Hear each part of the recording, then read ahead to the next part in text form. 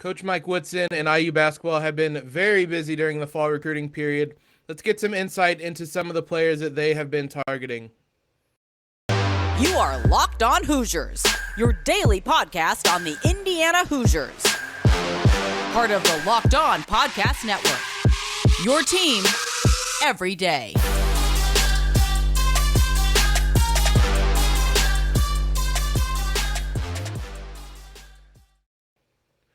What is up, everybody? It is Wednesday, September 21st. This is Locked On Hoosiers, your one and only daily one-stop shop for everything IU athletics. I'm your host, as always, Jacob Rude. I want to thank you guys for making us your first listen every day. I want to thank LinkedIn Jobs for being the official college basketball recruiting sponsor across the Locked On College Network. LinkedIn Jobs helps you find the candidates you want to talk to faster. Post your job for free at linkedin.com/lockedoncollege. Terms and conditions apply. We especially have to thank them today because to talk all the craziness with college basketball recruiting now that the fall period is kind of open, nobody better to bring in than Sports Illustrated Director of Basketball Recruiting, Jason Jordan. Jason, man, how are you holding up through the first week or so of the craziness of this recruiting period? Oh, it's wild. Definitely wild. I've been to a couple different schools with a lot of coaches in. So, coaches are making their presence known. So we're back almost close to college basketball season, if you can believe that. Yeah, this having this recruiting period, it makes it feel like the basketball season is right there about to start, which it is. It's only a handful of weeks away. I can't wait for it. There's a lot of guys we're going to try to talk about today because IU has been all over the place. We want to start, though, with the name maybe most on the lips of IU fans' mouths right now is Derik Queen. Someone I'm not sure that we've talked about, even if we have. Just give us a brief little idea of the type of player he is. He's a five-star big man in the 2024 class. What type of player are we looking at with him? He's a big, but he's more of like a hybrid four. Can slide over and play the five, but just a big 6'9". I think his wingspan is like 6'11". But he's big brute guy, but also very light on his feet, so very versatile. So he can create from the perimeter and get to the lane as well. In the face-up game, he's just a devastating matchup nightmare for opposing bigs who are typically a little slower. He's not fast, but he's super quick. Like his first three steps are probably going to beat most bigs. And so obviously that's why he's so good in the face-up. But, he finishes great with both hands. Knows how to use his big body. I think he goes about 250. But he knows how to create space and finish through contact. Great low post moves, finishes with both hands. Not overly athletic, but he gets it done. He 100% gets it done. Definitely an intriguing prospect and just another one of the loaded players on Montverde's roster. It seems like he's more of a kind of modern big man. Is that a label that kind of fits? Somewhat, but I would, his ability to create off the dribble, I would kind of take, it's valid. That's the real strength of his. So I wouldn't, the cover of the book could fool you with him. Like you might think he's just he likes to camp out in the paint, but he's out there, breaking bigs down off the dribble and getting to the paint. So for the Hoosiers, the whole staff was at Montverde last Tuesday to see him. A couple other guys we're going to talk about later. A lot of the intrigue with Queen for the Hoosier fans is that he could reclassify to the 2023 class. Yeah. What's kind of the status on his decision? Is that I don't imagine that's a decision he's going to make anytime soon, is it? Right. No, not in the immediate future. I think that's something that probably would. Well, I've seen it both ways. I've heard it both ways too with him, because a lot of guys are like, they want to go ahead and reclassify for the postseason stuff that they could be in, that they would be eligible for. So it could, it could be over the next few months, could be before the season starts, but the season ain't starting for another 2 months, I think, for them, no, maybe 3. Or he could wait and do it, like they do sometimes in the spring. But I've heard it both ways, and I think it's just a wait and see with him. And to see how everything goes paperwork wise and things like that. Yeah, and someone that IU is targeting maybe because of that potential to Yeah, reclassify to 2023 because their yeah, 2023 class had a good foundation, but they haven't added to it. So there's some worry there. right. Obviously, you can with the transfer portal, you can always find guys different ways now. But Queen would be a terrific guy to get in that 2023 class. Where does I guess what does his kind of recruitment look like? Where does IU stand in that mix? I believe they have a visit coming up. Yep. I think he's visiting there at the end of the month. But I mean, I think he's going to go through the process and take all his visits. I know Maryland is a strong contender there for sure. Louisville's in there strong, Arizona. So he's I don't think he's in that space where it's like there's a favorite, Mm-hmm. right? I think a lot of people think he leans Maryland just with the ties there, but I think I've been told that he's going to go through the process, and I don't think anything is going to happen anytime soon. So, and as we know, one visit changes the whole landscape of everything. So you guys have got your shot coming up. Yeah. You got your shot coming He up. will be on campus this weekend. He's taking a visit with Liam McNeely, who we'll talk about later.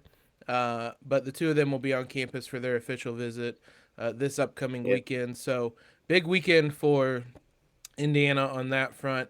There's yeah, a lot of names. It was a big week last week. There's a couple names that the Hoosiers offered, a couple guys that probably IU fans hadn't heard a lot about. We're going to talk about them here in just a moment. Before we do that, though, we have to talk about today's sponsor, LinkedIn Jobs, who make all of this possible, make our conversations with Jason possible. These days, every new potential hire can feel like a high stakes wager for your small business. You want to be 100% certain that you have access to the best qualified candidates available. That's why you have to check out LinkedIn Jobs. LinkedIn Jobs helps you find the right people for your team faster and for free. Uh, you add your job listing to LinkedIn Jobs for free. Head on, or then you add your job in the purple hiring frame to your LinkedIn profile to spread the word that you're hiring. Simple tools like screening questions make it easy to focus on candidates with just the right skills and experience, so you can quickly prioritize who you'd like to interview and hire. That's why small businesses rate LinkedIn Jobs number one in delivering quality hires versus leading competitors. LinkedIn Jobs helps you find the qualified candidates you want to talk to faster. Post your job for free at linkedin.com/lockedoncollege. That's linkedin.com/lockedoncollege to post your job for free. Terms and conditions apply. Big thanks to all you guys for making Locked On Hoosiers your first listen every day.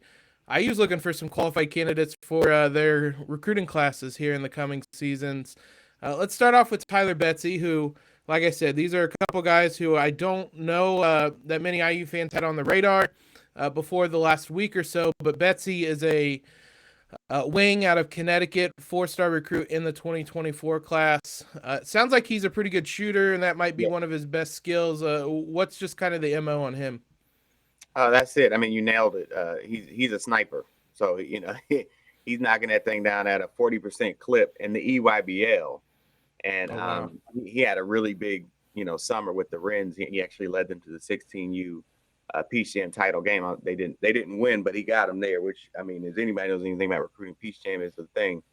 So 6'8", long and wiry, but he can create, and people talk about getting to the rim, and he's going to play. He's going to find time on the court with his ability to knock down perimeter shots, because he does it at a high clip, and that is the focal point and the best part about his game, because he does it. He's a marksman, like he's a sniper. So that's his thing, and that's what he's being recruited for, to knock down shots. And at 6'8", I mean, Yeah. he's shooting over the top, and I've seen it. He shoots over the top of small. He's bigger than most perimeter guys that he's guarding, and he's agile, and he can create his own shot too. But on a catch and shoot, it's pretty much automatic. And that was the point I was going to make. At Yeah, 6'8", being a shooter like that, yeah. does that make him a pretty valued commodity on the market? Oh man, being able to get your shot off over guards who you're probably good.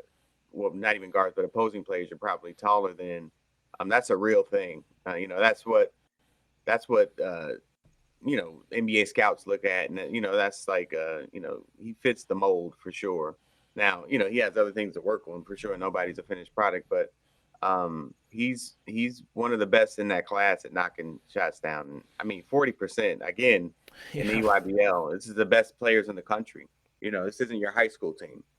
No offense, high school coaches, but these are the best players in the country at his age group, and he was dominant in that regard, in that aspect of his game.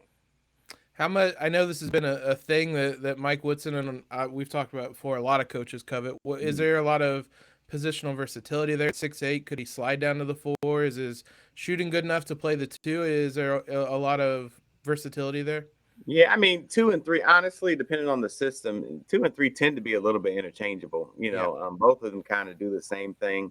So he certainly could step over there and play. He's agile enough to guard multiple positions. So, and that's where, the biggest thing is, can you step over and guard combo guards and stuff like that? And he can, because he makes up a lot of ground with his length, and his ability to change shots against guards who aren't his size. So it works on both ends of the floor, and I think that's where his value will be for sure, on both ends of the floor. Different, or one more thing about him. Where does just kind of his recruiting stand? I know 2024 is a little bit out, but the Hoosiers are in on this one. Where does his kind of recruitment stand right now? I think it's just starting to pick up. Like he's definitely one that won't. That's not. He's starting to get bigger interest. Not bigger than you guys. I mean, you guys are the biggest, but I know that he wants to go through the process and roll out the red carpet and go to different campuses and kiss the babies and stuff like that. So I don't think he's looking to make a decision anytime soon. Most of the 2024 guys are not. Yeah.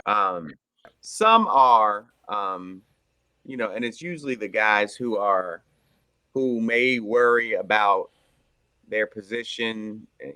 A guy that a coach could say something like, well, you either leave it or not, Yeah. But I think he's probably an upgrade from that level.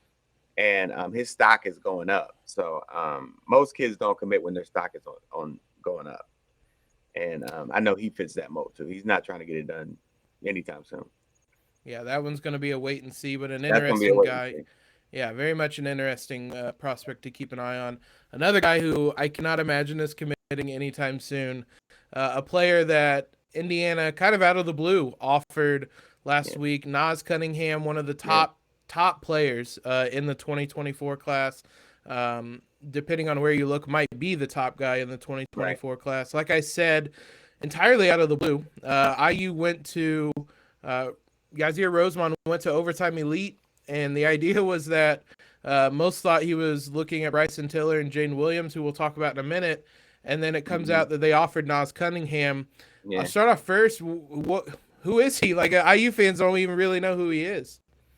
Well, like you said, he's held the next big thing title. He's had that for about a year and a half, maybe 2. I'd say about a year and a half. He's kind of been holding that mantle, and like you said, depending on where you look, he could be number 1 or number 2 or number 3. He's probably a top 3 kid consensus across the board. But 6'7", you talk about interchangeable parts. He can do it all, scoring on all 3 levels efficiently, I might add. And the thing about him is that, even as an underclassman, even during his sophomore year, I thought what really stood out to me was his ability to step up and produce big numbers in big games on national television. So, he's sharing a court with stars, but he ends up being the star of the game. And I think that, that's where I gauge it more. Who are you doing it against?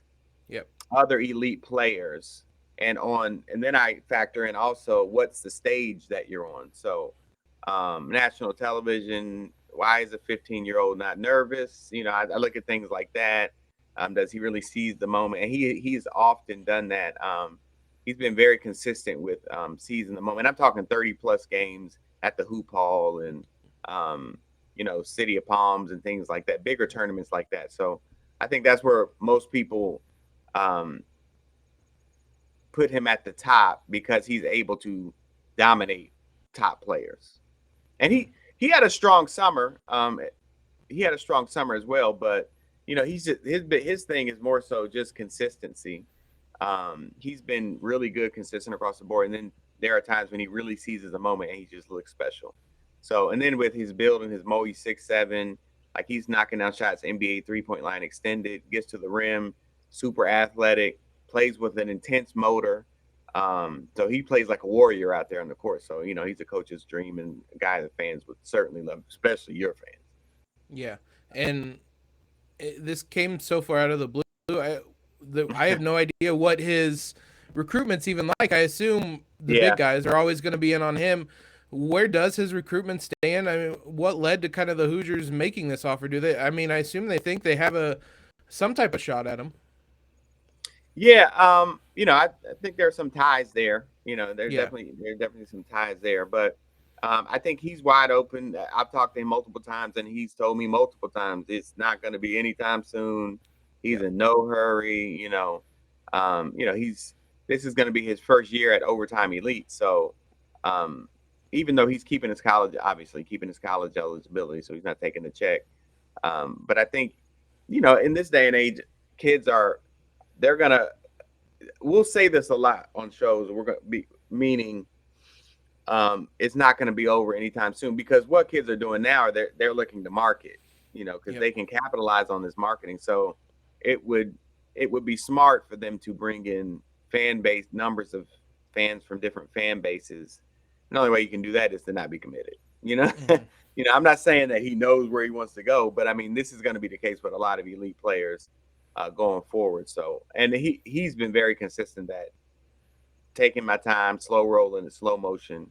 So I don't think it'll be over anytime soon. I mean, Duke, he grew up a Duke fan. I mean, I'm sure people knew that's out there, but that's nothing new. A lot of guys throw up Indiana fans, Carolina fans, Duke fans, Kentucky fans, but it's all about the fit. And I think that in talking to him, he's one of those players that is truly committed to that, not just a cliche thing to say.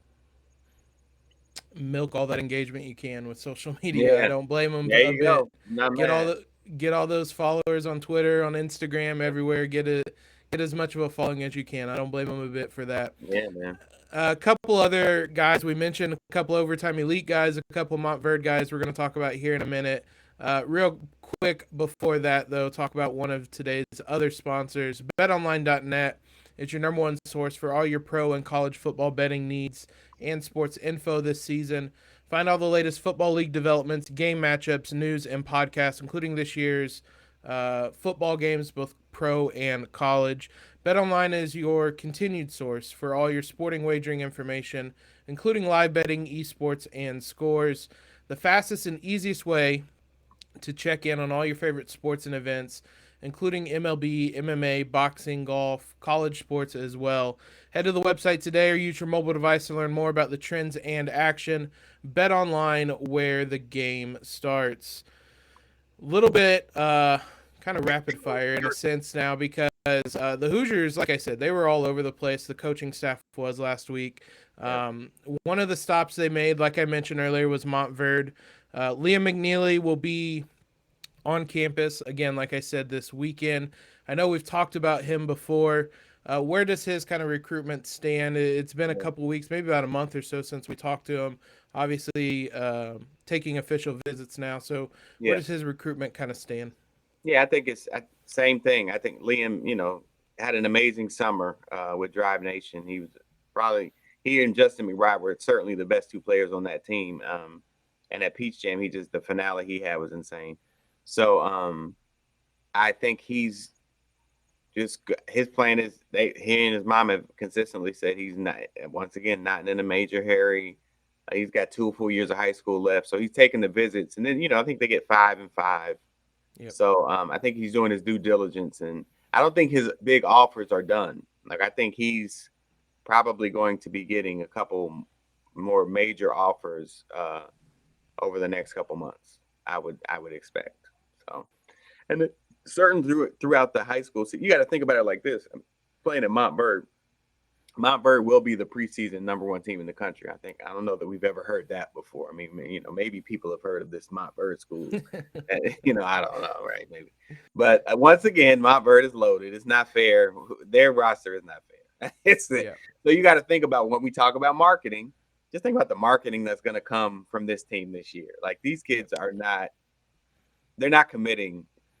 They're not. Like, Yeah. just these kids are savvy and smart, and they have people around them that are telling them what I'm telling you right now. Trust me, I know because I talked to them. And so, yeah, I think Liam, his mom is very, very sharp. He has a great inner circle, and so I know that he wants to go through the process and um, reap the benefits of being a highly recruited player. So he's going to go on the visits, and I know he's going places that he's genuinely interested in. But to get him on campus is big because Liam is an absolute stud. Yeah. Absolute stud. Yeah. Everything I've seen, read, heard about him from this summer has been wholly positive and Yeah. kind of a breakout summer for him. So yeah, 100%. excited to just get him on campus and have that type of player around the program. Yeah. And hopefully things will go from there. But as you said, Montverde's loaded. Even by Montverde standards, they Yeah. seem loaded this year. Impressive. Another guy who Hoosiers are targeting, Asa Newell, another 5-star because it's Montverde, who one of the top forwards in the 2024 class. What's just kind of the profile on him? 6'9", does it all. 6'9" hybrid guy. He scores on all three levels. Super efficient from the perimeter, but he can gets to his spots really well at 6'9". Remember that he's 6'9". I think his wingspan is around 6'11" as well. So, but just a high motor, high intensity guy on that team, I'd imagine he's going to, everybody has to play a role when you come to Montverde. But I think, he'll thrive because he checks off so many boxes. He can be moved into so many different spots. And so I expect a lot from him this season. He's also a really gritty rebounder because he has a high motor. He's a really gritty rebounder. And so he hunts the rim, hunts for shots coming off the rim. So he's a guy who brings the wow factor. And I think his stock is only going to rise on that team full of stars this year. Yeah, for those keeping track, depending on where you look, that's 3 top 20, Yeah. 25 guys on Montverde. IU is Yeah. looking at all of them, which is encouraging, and hopefully they're able to kind of continue landing some of those guys as they have with Jaylen and Malik the last Mm-hmm. season. So hopefully they're able to keep that kind of pipeline going. We Yeah. mentioned Overtime Elite earlier. When IU went down there, like I said, the thought was not to, at least from the outside looking in, to offer Naas Cunningham, but to watch a couple of different guys. First, start off with Bryson Tiller. What is? I mean, what type of prospect is he? I know it's a bit out, but what type of Yeah. prospect is he? Well, just a big body hybrid forward who, he can get it done in a lot of different ways too. Goes about 6'8", but he can create off the dribble, create his own shot. And I think he really is an underrated playmaker. Just, sometimes people look at big guys and they say, oh, he can score in a variety of different ways, but he's a really gifted playmaker, great vision. And he's a guy who can get the rebound and go even at his size. So, that's telling in and of itself. And on that overtime, once again, it's kind of like a Montverde situation. That's a traveling all-star team too. So I think, once again, he's going to be in for an amazing. I would love to see them clash. I know they can't play, but I would love to see that game for sure. That would be a lot of stars. Yeah, I was just about to ask if they're going to play one another because No. everybody we see, what's the rules there that keeps them from playing each other?